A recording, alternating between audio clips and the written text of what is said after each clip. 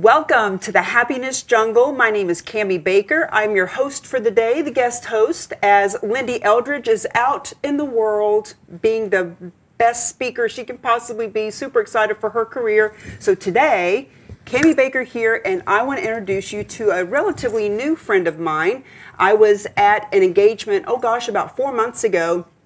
It was for Dress for Success Worcester, and it was a beautiful luncheon, beautiful purple color, and I was one of the speakers there. I've decided that one of my cause marketing campaigns this year is to donate a book. Every time I sell Mingle to Millions, I donate a copy to Dress for Success, because as they are helping women dress on the outside, I'm helping dress on the inside.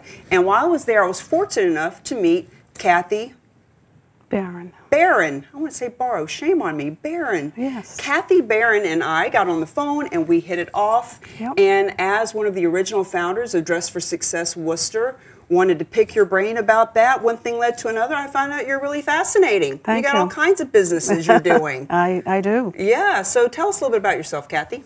Okay. Well, I guess, starting with Dress for Success, it's a local affiliate of the international organization Dress for Success, and so it's the local, Dress for Success Worcester. The reason I wanted to found it was because in my other business, I saw a lot of these women who were really economically disadvantaged come into the staffing firm, and they were ready to go to work, and if they had skills, we would put them to work. And then 99% of the time, they left work after a very short amount of time. You knew they didn't win the lottery, and you knew that they all of a sudden didn't become successful, that really something in their fragile network fell apart.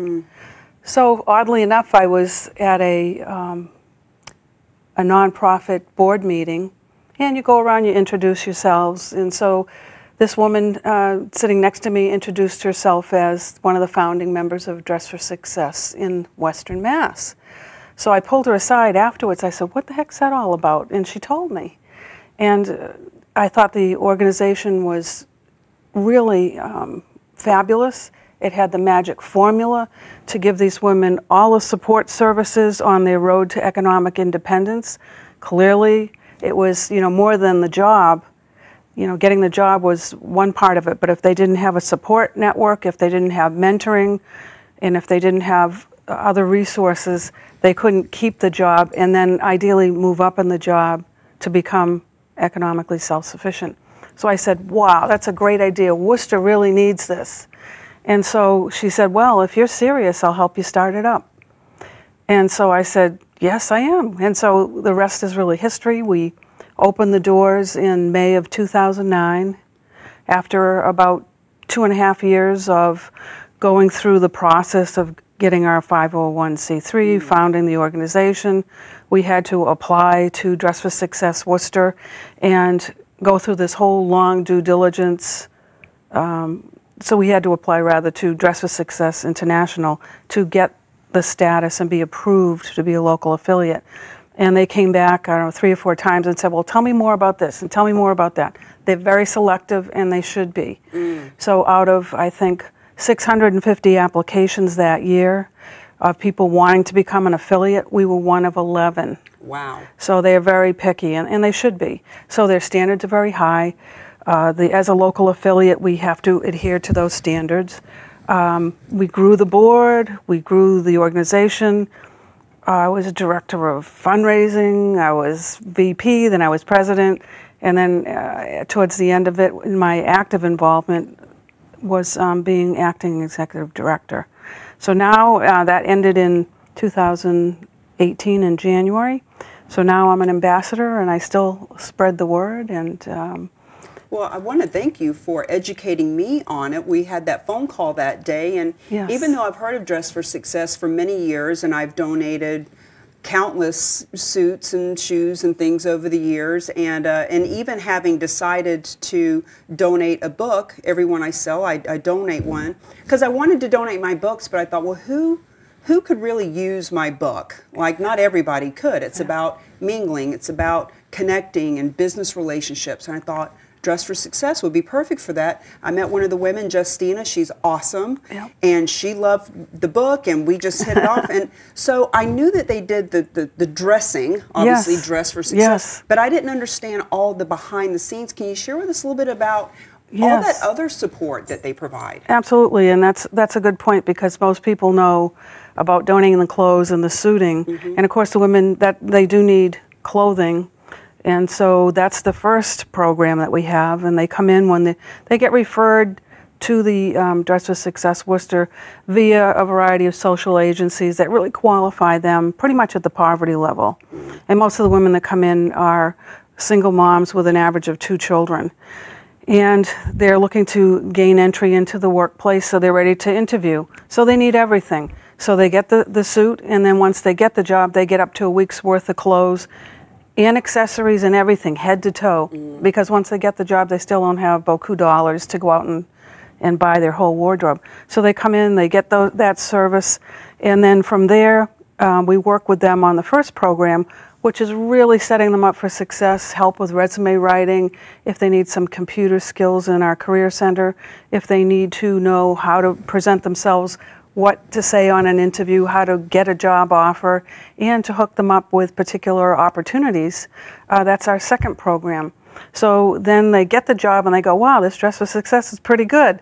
And so once they obtain the job, they're still, in a lot of cases, not economically self-sufficient. They really need more help, more mentoring, more tools and resources, and a network of support. So the next step is the Professional Women's Group, which is a monthly meeting where they get all of that support, the mentoring, additional resources, how to do a budget, all kinds of things to keep them employed.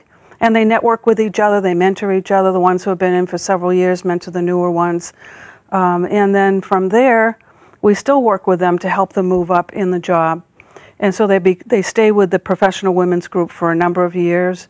And then we fully expect that they'll then bring it full circle and come back and actually give back to the community. Pay it forward. Pay it forward, and that's when we feel it's really a success. And so that's been going on for years. And so as of about December 31st of 2017, we could say that 4,000 children in Central Mass now have working moms due to Dress for Success Worcester. Nice. So that's pretty cool for an impact. It is pretty cool, and I actually met one of them, met several when I was at that luncheon that day, and one of them works for one of the realtor boards and is their program and program director. Yeah. So I'm actually doing a speaking engagement for them. Great. Because of meeting her there, and she couldn't say enough about the services, and I'm actually really excited because when I'm over there speaking for the chamber, I'm going to pop in and see how the whole thing runs, and I would like to be one of the people that comes in and helps to give some classes on building business relationships. Absolutely, they can certainly use it, and that's really an important skill that they would find very valuable. So please go talk to them. Well, and one of the reasons you were so equipped and so qualified to help is because of your longevity in business. And yes. I'd love to hear how you got started in business. Were you always a businesswoman? Like I was selling gum to other kids at 8 years old for profit. So were you always a businesswoman? And talk about your whole journey. Yeah, and yes, so I've been in business for this now 33 years. I started when I was 12, I wish. And I think was entrepreneurial, and I always loved business and how things fit together and all of that. When I came out of college, I figured I really needed to get some business experience first before I decided what I wanted to do.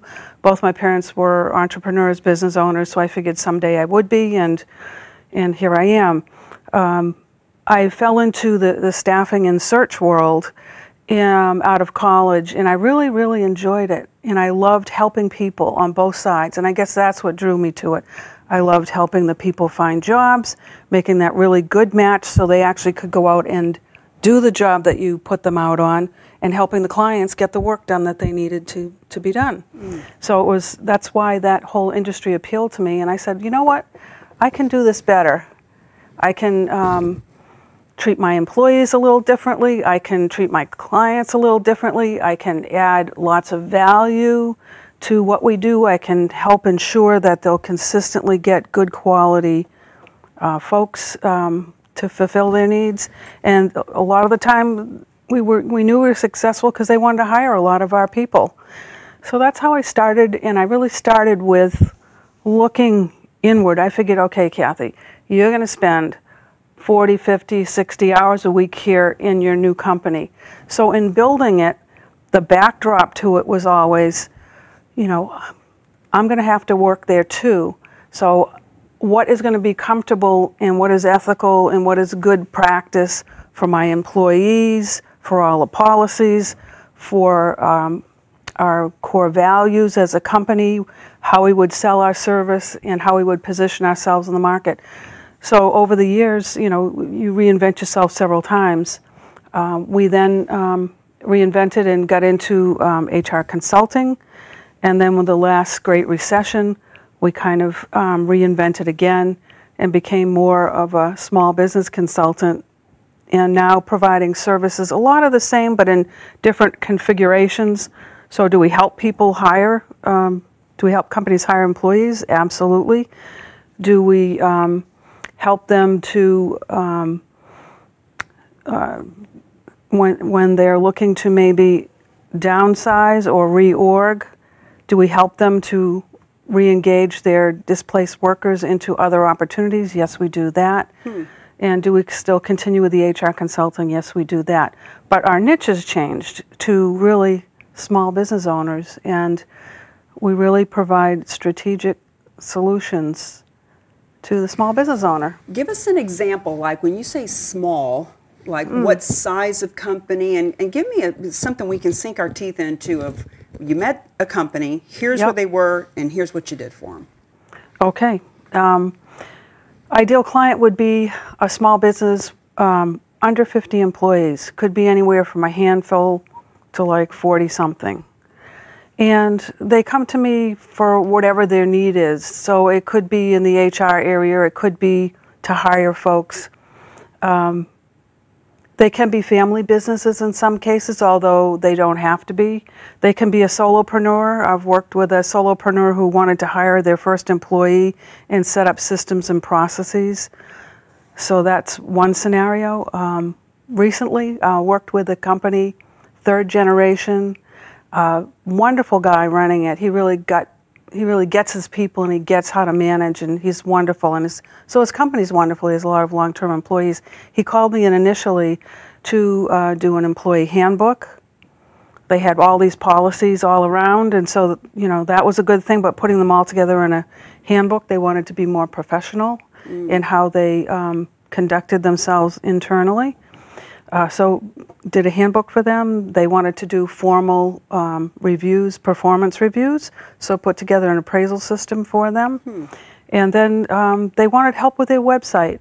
And although I don't personally do websites, I'm a good marketing person. And so, and I knew enough about them by doing my foundational work when I initially met with them, so I knew their vision, their mission, their core values, and all of that. So could put together the copy on the site and had my marketing guy actually physically do it and lay it out and make it look nice. I wrote the copy, and they had really kind of an old rustic website from years ago, and now they have a beautiful current website that really reflects, you know, who they are as an organization, what their community is like, helped them a little bit with their employment branding and things like that. So it was really fun. Well, when you mention the employee handbook, I can imagine these days, especially in the Me Too movement, and, you know, don't touch or say or look the wrong way. It's really important to have someone like yourself to make sure everybody's dotting their I's and crossing their T's and making sure everything's above board. Yes, and so a lot of the things that I might do might be in the compliance area, and especially when the economy gets weak and there aren't as many dollars out there in small business budgets, they tend to come to me for more compliance things, like update my handbook, create a handbook, What are the employment laws that I need to adhere to being a company with 42 employees and so forth. So things like that. So it's a company that's big enough that they have employees, but not so big that they have their own HR department, or not a franchise where it's part of the system. They need to kind of create their own. That's correct, yeah. And there are a ton of small businesses out there that need help. And in my, I've been a small business owner for many years and built a staff and 150 field employees out in the field. So we had to adhere to all the HR things with our staff and with employees. So in doing all of that, very cognizant of all the rules and regulations. But then when we work with our clients, we're more engaged with them at whatever point they're in. They may not have, as you say, an HR person. They may have a person that does some HR, does some bookkeeping, does payroll, does this, does that. So they can't really give the full attention to it. So we come in at whatever point they need and solve their problems for them. I know for myself, I've gotten to a place where I don't have brick and mortar. I don't have employees. I like outsourcing and all that. If I were to ever have employees and start to create a staff, I would need someone like yourself, because frankly, I have no idea how to manage. I have no idea how to hire and all. And I have clients that I could refer you to that as they're building on and they bring on a couple of employees, et cetera, that they could use you. Yeah, sure. And this year in particular, the last couple of years, it's been all about hiring, and unemployment's been so low.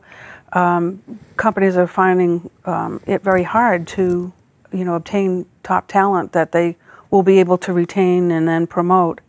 In general, I feel small business is underserved in some cases, overlooked, and the big companies have the big budgets and they get all the stuff, all the services, all of the resources and so forth. But I really feel, being a small business owner myself and walking in those shoes, that they need attention, and I understand them, and I feel they deserve really great services, but at a small business price tag. Well, and they don't know what they don't know. That's right. I don't know what I don't know. I would have no idea if I were to get 2, 3, 4 employees. I've never had more. When I used to own a bar when I was in my 20s. That was a whole different world ago. But if I had them now, when you mention hiring the right talent and maintaining the right talent, my niche has to do with cause marketing and helping people to use a cause as a way to market themselves and their business.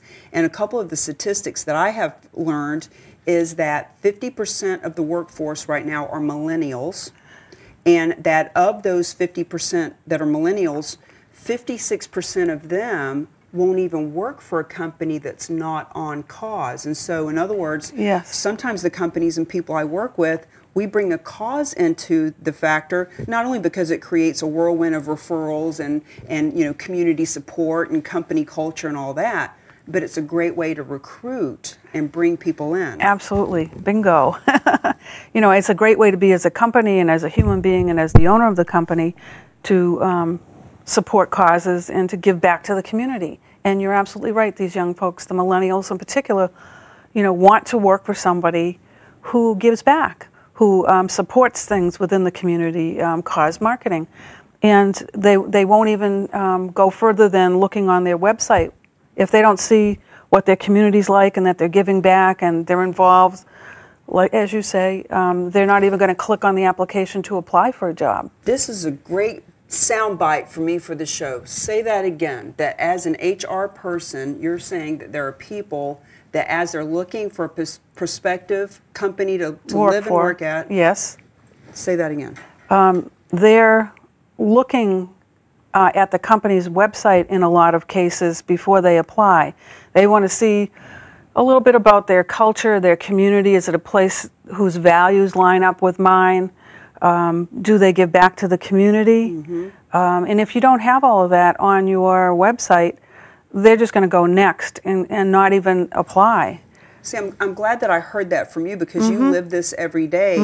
One of the people that I work with is the president of the Board of Realtors on the Seacoast. And when we're talking about recruiting agents into her office, you know, a lot of the times I was in real estate for 15 years, and when they're trying to recruit you, one of the biggest things is we'll give you a higher commission split. And the fact is, based on these statistics, there's a huge percentage of people, they're not necessarily choosing the company because they're going to make more money. They're choosing the company because they're going to make a difference. Yes. And because every day when they go to work, they know that they can feel, you know, that they're on purpose. That's right. And so if they don't feel that through the website, a lot of companies are missing out. And the small business owner in particular, like you say, doesn't know what he doesn't know or what she doesn't know. And so I encourage, so that's why I was really happy to help them with that website, because I said, you know, you've got to show them that you give back to the community and how you are involved, and really give them a flavor of your culture and what it's like to work there. Mm-hmm. So critical. So what are some of the typical issues that a client has when they find you? And we're talking a lot about HR. Like when someone refers you, if I'm out in the marketplace as someone who's a mover and shaker, meets a lot of people, what am I listening for so I can say, you need Kathy? Well, it comes down to people issues, and that's in a general sense. And if companies have employees, which a lot of companies do, and particularly the small business arena, if you have employees, you have people challenges. Mm-hmm. So when you say people challenges, you know, employees are the company's greatest asset, and that's why it's so important to pay attention to them and provide an environment that's empowering where they can grow. Do you actually teach them how to fire when it's necessary? Do you do the firing if necessary? Like, do you? Yeah, I'm not their HR manager per se, but you know, and for, you know, HR, there's HR and then there's legal. So in any type of scenario like that, I would, you know, give them some guidelines, show them where to go to get some guidelines and get input, but then to always run it by their, you know, employment attorney, because they'll be able to see how these things play out in court and what the right thing to do is and how to avoid litigation and all that stuff. Got it. I'm going to shift gears a little bit. Sure. Because you are a very polished, very professional, very savvy businesswoman. Where would someone like yourself, where do you spend your time? In other words, who do you hang out with? What do you read? What inspires you? Where do you go to continue to learn? Well, I learn from a variety of sources. I'm always reading business articles, Fast Company, Entrepreneur Magazine, anything I can get my hands on, and I like to have a variety, so I get different points of view. So I'm learning constantly every day. And in terms of, what was the next part of it? I'm sorry. Where do you go? Where do you hang out? Are there certain groups that you like to go to? Or? Thank you. Sorry.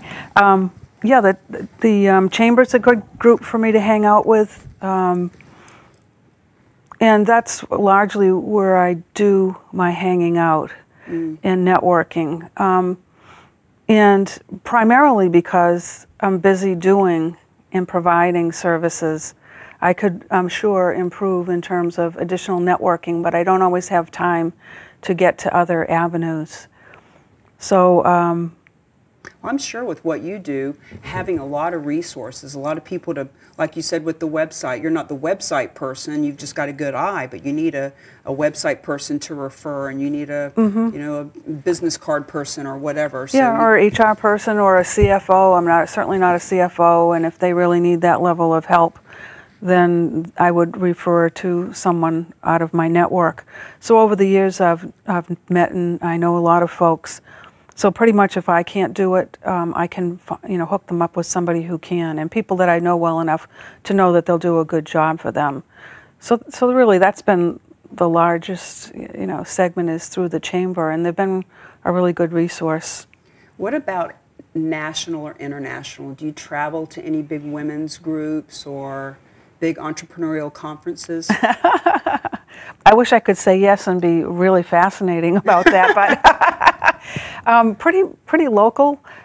We were brick and mortar years ago. Now we're, you know, pretty work remotely, although a lot of my clients are still local, so I go on site to them. Because I was so involved with Dress for Success and my own business, didn't go beyond that. Now that I'm just an ambassador for Dress for Success, I'll have more time going forward to reach out and perhaps go to these larger functions. But where we service is still pretty regional at this time. Well, I ask because I'm always looking for cool places to go, and, and I like you, and I like your energy, I like what you stand for and who you are, so obviously I want to know where you go because I want to meet more people like you. Well, we'll talk along the way. Absolutely. So we've got 2 minutes left. What is a nugget or two of wisdom or information that you would like to share with our viewers that would help them along their path, especially as entrepreneurs? I really focus on that. Yeah, that's a good question. And I'm writing a book called Build a Great Business Because You Have to Work There Too. And so it has a lot of nuggets in it and all the things that I do. And what I would say to small business owners is there are going to be times when you get stuck. Get some help. Because if you don't, you may think about walking away and things could be different. So find someone who's a strategist, a solution strategist, someone that you can work with who can get you over a hump, can get you beyond that block that you have, that can help you get a new perspective on things and can really make the business work for you again and be fun. Absolutely imperative. I've been thinking recently that when people aren't moving forward, there's ignorance or arrogance in there somewhere. And when we're ignorant about, doesn't mean we're stupid, it means we don't know what we don't know. Right. But then if our arrogance keeps us from asking for that help, that's when we flounder and get stuck. So that's great advice. And, you know, from me getting sober many years ago to all the different real estate, network marketing, speaking, presenting, etc., always finding someone who's been there, done that, just as yourself, to teach people to do it and get past the learning curve. So we're at the end of the show. So happy to have you on. I know you've provided a lot of value. And what's your website? AccurateResourceGroup.com. AccurateResourceGroup.com. You have played in the jungle with us for 27 minutes today, and it's been my honor to have you. Thank you, Kathy. Thank you. There you go. That's a wrap.